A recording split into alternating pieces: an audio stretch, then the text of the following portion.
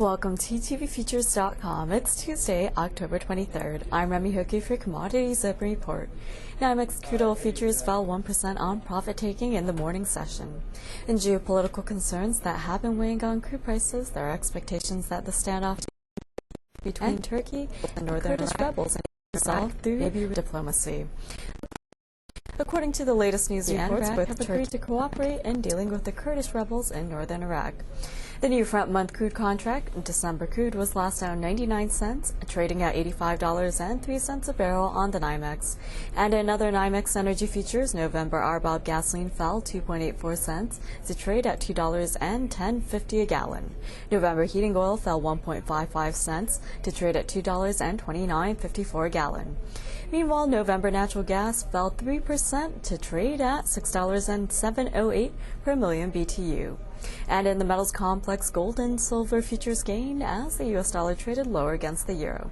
COMEX gold was last up slightly by 20 cents, trading at $760.20 an ounce. This morning, we're joined by Phil Flynn, energy analyst at Alaron Trading. He'll weigh in on energy prices in morning trade ahead of tomorrow's U.S. inventory data.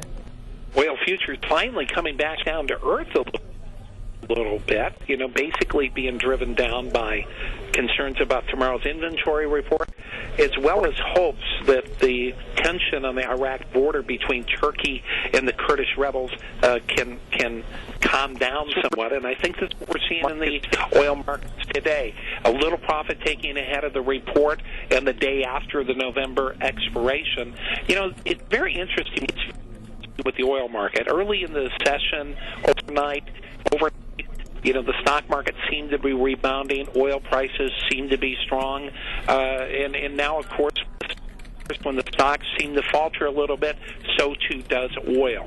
The biggest question, of course, for most people, whether the price of oil is in a bubble that's getting ready to pop, or is it just taking a breather on its way to $90 or $100? More than likely, if the economy holds up over the next few months, in all likelihood, we're going to see the price of oil continue to go up. But if the economy takes a turn for the worse, it's possible that oil prices could continue to go down. Now, more than likely, in my opinion, I think things are going to be pretty solid here in the economy. Earnings are going to be a little rocky. There's going to be a few scares maybe going forward with the subprime. To do what needs to be done to avoid any prolonged slowdown. So bottom line here, you want to be a buyer on oil. Now, tomorrow's inventory number sets the tone for the rest of the week.